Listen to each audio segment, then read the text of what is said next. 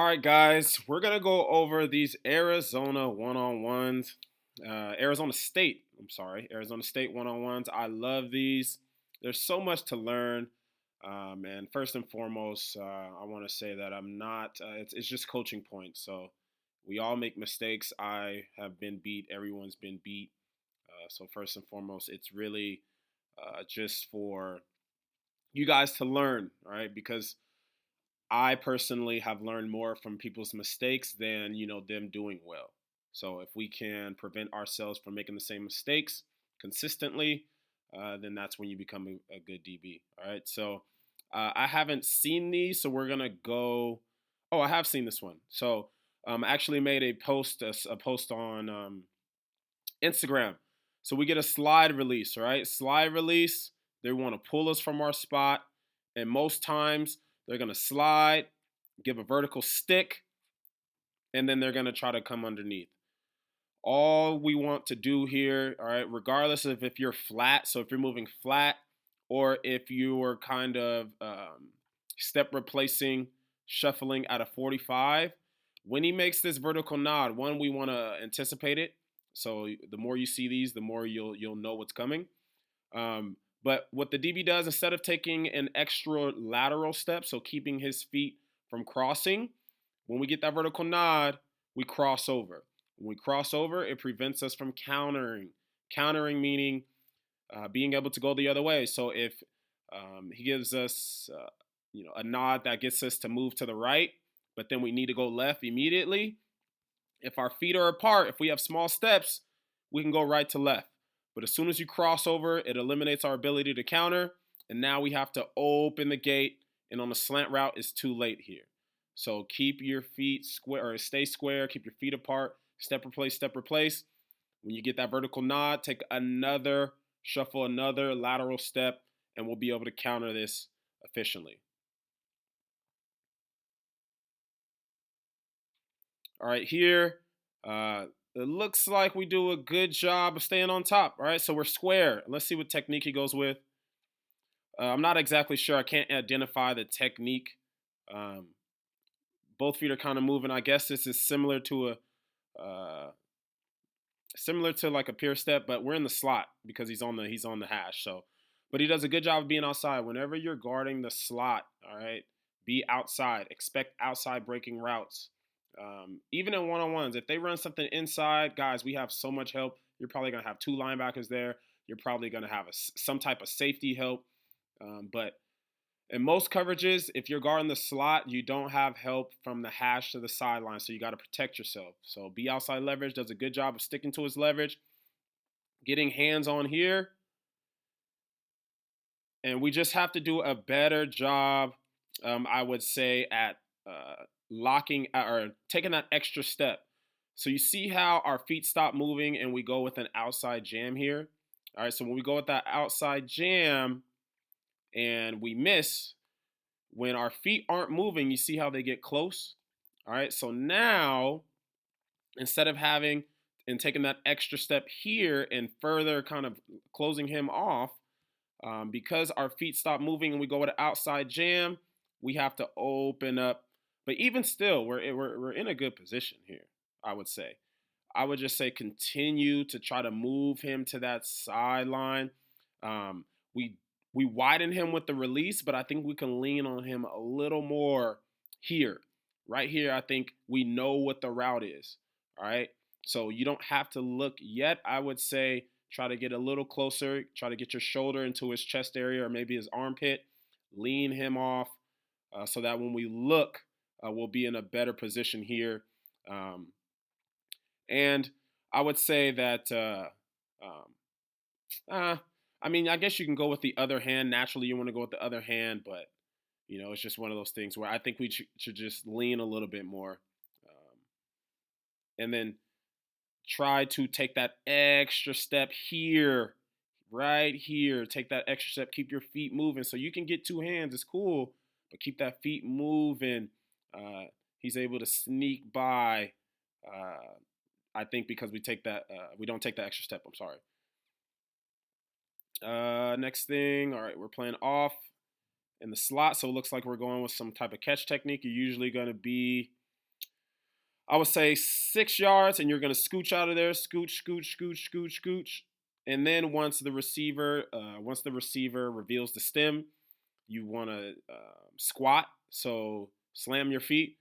I mean, you just want to get square immediately and then get ready to work laterally. Get ready to work laterally. All right. So he does a good job of slamming his feet once he recognizes the stem. The whole idea is to not let them go vertically. All right. So we want them to either run into us or cut it short or widen themselves out of where they want to be. Again, just take that extra step. You see how we're shooting hands, but that outside foot doesn't continue to move. Now we have to cross over. A good receiver, if he can get by that two-hand jam, it's going to force us to open up like we are here. Now we're in trail. And again, it's extra steps, extra steps. Think taking a charge in basketball. If we were to take a charge in basketball, we would keep our feet moving to position ourselves to be here. The hands aren't the most important thing. Eyes, feet. So keep moving, moving, moving, keep moving. And then use the hands to kind of supplement our body position here. We take one more extra step. I think we're in a better position here. We're in trail, so you should be looking to play the hands. And we just don't elevate. We just don't elevate in time. If you're reading body language, all right, as soon as he decelerates, get chest to chest, turn your head, and then look to play the hands. When he decelerates, that tells you the ball is underthrown. And again, I think if we get chest to chest and then just turn our body or turn our head like over that front shoulder, we'd probably be in a better position here. But I think it all, comes down to us not taking that extra step in the catch. Kind of hard to see what goes on with the DB. We're in the slot again, but I will say that we need to be driving to this shoulder. We see it clean. Right now, we see it clean. Again, I don't know what he's. Maybe he was in a scooch, but we see it clean. But DBs get themselves in trouble all the time. Instead of finishing to that high shoulder and then undercutting on the ball, we look early. Quarterback's not looking at us, or the quarterback's not going to throw us the ball. All right, his job is to throw it to the sideline where it's either incompletion or a catch. I think if we continue to fight to this upfield shoulder, which is where we are, all right, we can either rake that left arm, that near arm to us, or we can undercut at a later time and have better judgment on the ball.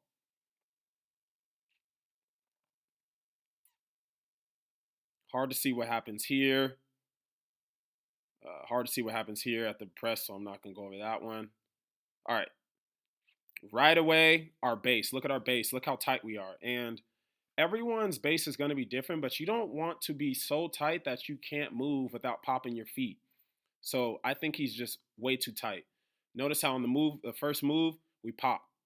We pop, all right? When you pop, you're unbalanced, and a good receiver is going to push you over, which I think we almost fall. The only reason we don't fall is because we're grabbing them, all right? If you're going to fall, yes, get two hands on them. It is technically a jam.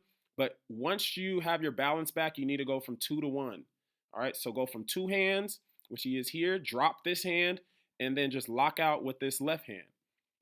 I think if we do that, we're in good position. But you see this at camps too much. Guys are literally offsides. Guys are grabbing with 2 hands, and they just don't let them go. Don't let them go. It turns into a hold, or you're going to be in trail. So nothing good happens when you hold on to a 2-hand jam too long. Go 2 to 1. So we pop. All right, we get 2 hands to regain balance. Once you get balance, you have 2 hands. Drop this one, lock out the left arm, go 2 to 1, and then eventually to none so you can read that low hip. We should have our eyes on the hip. You see how we're just fighting too much? We're just fighting too much. We never have vision on a key. We're never balanced. Receiver's going to do everything he can to get off. I think right now it's probably a holding. We get pushed in the face, but I think it's warranted. But again, I think tight base made us pop. We get 2 hands on because we're falling, but go 2 to 1 to none, get that hip, and I think we're in a better shape here. And okay, he just gets off. I mean, a speed release inside gets us here. We go for the reach. But if a receiver stems this hard inside this soon, think inside breaking route. So he right here when he's judging, reading the hip here, it's very unlikely that he's going to, because this is what, 5, we're at 7 yards. It's very unlikely that he's going to run, he's going to pop out at this point. Yes, they can go in, up, and then back out, but I think it's deeper than 7 yards total, I want to say, from what I've seen. So if he stems right away, within the 5, 7 yards, he's already breaking down and he stemmed in this hard. I would say just go ahead and slice this. Go ahead and undercut, because it's very, very, very likely that he's going to go inside. Technically, it is patience, but even here, when we drive, we need to be driving the hip. Driving the hip. We get our eyes back too soon. He's not going to throw to us. A good quarterback's going to throw it here. If we drive, I think we get that a step closer. Drive, drive, drive, drive, drive, and then use our right arm. We use the wrong hand here. All right, you see how he's kind of like trying to swipe down? Fully extend. I think if we just lock out our arm here, we get our hand on the ball. So, um, you know, whether he uses the right or the left hand, I think we're still good if we, one, have good eyes, two, just lock out, don't swipe. But that's all we have for the first part. I love these one-on-ones. I'm gonna keep cranking these out. If you like them, please let me know. Like, comment, subscribe, all that stuff. Thank you for your time, guys. Peace.